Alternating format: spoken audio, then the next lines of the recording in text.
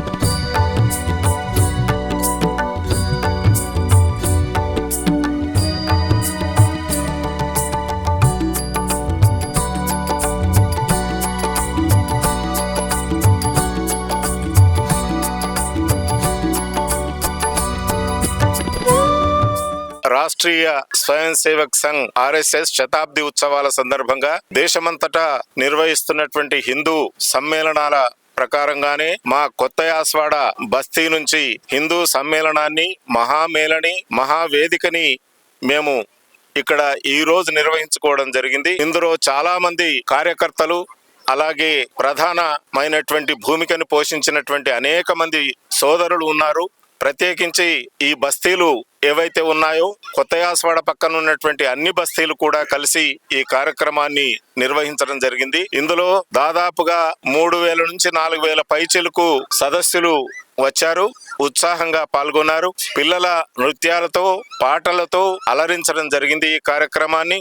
ఈ కార్యక్రమంలో చేదోడు వాదోడుగా నిలిచినటువంటి సంఘ సభ్యులు, ప్రధాన కార్యదర్శి, అలాగే ఇతర సభ్యులు, ఇతర బస్తీల కార్యదర్శులు, అధ్యక్షులు, అలాగే దీనికి కరదీపికగా ఉన్నటువంటి మునీందర్ గారు, అనేక మంది మాకు సహాయం చేయడం జరిగింది. ఈ కార్యక్రమాన్ని నిర్వహించడంలో చాలా చక్కగా హిందూ సమ్మేళనాన్ని ఈ బస్తీ పరంగా మేము నిర్వహించడం జరిగింది. వీరందరికీ కూడా హృదయపూర్వకంగా కృతజ్ఞతలు తెలియజేస్తా ఉన్నాను.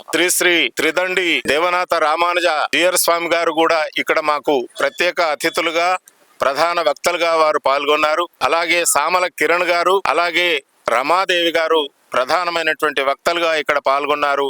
వారందరికీ హృదయపూర్వకమైనటువంటి అభినందనలు, ధన్యవాదాలు తెలియజేస్తా ఉన్నాం. భారత్ మాతా కీ, భారత్ మాతా కీ, భారత్ మాతా కీ. 100 సంవత్సరాలు పూర్తి చేసుకున్న సందర్భంగా దేశం మొత్తం మీద హిందువుల ఐక్యత గురించి RSS 100 సంవత్సరాలు పూర్తి చేసుకున్న సందర్భంగా దేశంలోని హిందువులను సంఘటితం చేసేందుకు మన రాష్ట్రీయ స్వయం సేవక్ సంఘ్ దేశం మొత్తం మీద హిందూ సమ్మేళనాలు నిర్వహిస్తుంది.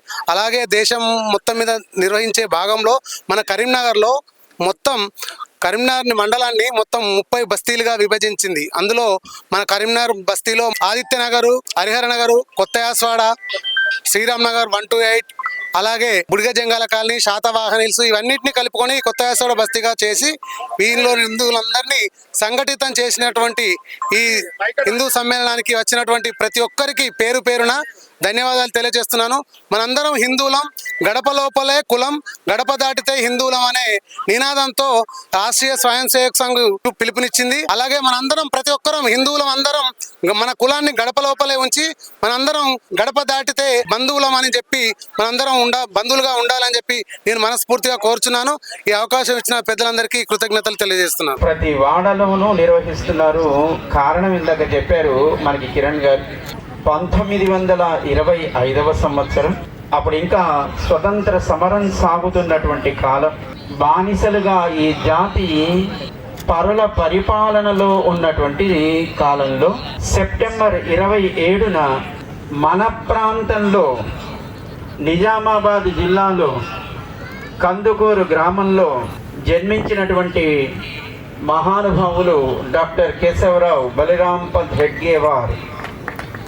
వీరు స్థాపించినటువంటి ఒక అద్భుతమైనటువంటి అత్యున్నతమైనటువంటి సంస్థ రాష్ట్రీయ స్వయం సేవక సంఘ్.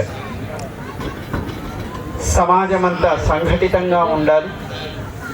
ఆనాడు పెద్దలంతా అదే కోరుకునేవారు. కారణం, వేరువేరుగా మనం చేసే ప్రయత్నాలు ఎప్పుడు కూడా సత్ఫలితాలని సమ్మేళనాన్ని నిర్వహిస్తున్నారు.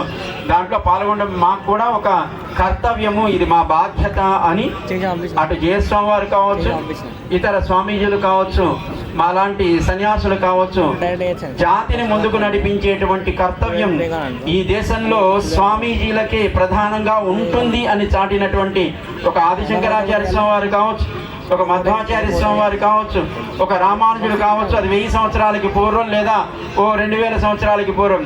కానీ నిన్న మొన్నటి వివేకానందుడు లాంటి మహనీయులు కూడా, వారు కూడా ఈ జాతికి చాటినటువంటి ఒక అద్భుతమైనటువంటి సందేశం. త్యాగనిరతి కలిగినటువంటి స్వామీజీలు, త్యాగనిరతి కలిగినటువంటి మహానుభావులు, వీళ్ళందరి లక్ష్యం ఒకటి, లోకమంతా బాగుండాలి, మన ప్రాంతాల్ని మనం ఎప్పుడూ కూడా బాగు చేసుకోవాలి, అవసరమైతే రక్షించుకోవాలి. మన జాతి ఈనాడు ఏర్పడింది కాదు, కొన్ని లక్షల సంవత్సరాలకి పూర్వం ఏర్పడిన జాతి ఇది. మిగతా వాళ్ళని చూస్తే ఓ 3,500 సంవత్సరాల క్రితం ఆరంభమైంది, మరొకడు 2,500 సంవత్సరాల క్రితం ఆరంభమైంది.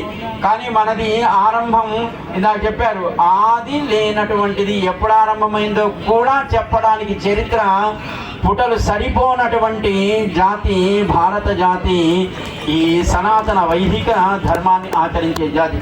ఆ ధర్మాన్ని స్పష్టంగా ఆచరణాత్మకంగా జీవన విధానం కలిగినదే హైందవము. ఇది మతం కాదు, ఇది ధర్మాచరణ కలిగినటువంటి ఒక విధానం, జీవన విధానం, స్వాభిమానం కలిగినటువంటి వ్యక్తుల సమాహారం, అదే హైందవం. అలా మీరు ఎవరైనా సరే, మీరు ఏ మతమైనా కావచ్చు, ఏ కులమైనా కావచ్చు, మనం ఇంకా గడప లోపలే కులం, మళ్ళీ సమాజంలోకి వస్తే హైందవులం అంటున్నాం కాదు. మీ మందిరాల్లో, మసీదుల్లో, చర్చిల్లో అక్కడ మాత్రమే మతం. మళ్ళీ వీధిలోకి వస్తే మనమంతా హైందవులం. ఇది చాటవలసినటువంటి బాధ్యత ప్రతి ఒక్క భారతీయుడికి ఉంటుంది అని చెప్పడమే మనకి హిందూ సమ్మేళనాల లక్ష్యం. ఆర్ఎస్ఎస్ యొక్క ఒక ప్రణాళికా విధానమైనటువంటి వ్యవహారం. దాన్ని మేము అభినందిస్తూ సమర్థిస్తూ జై శ్రీరామ్.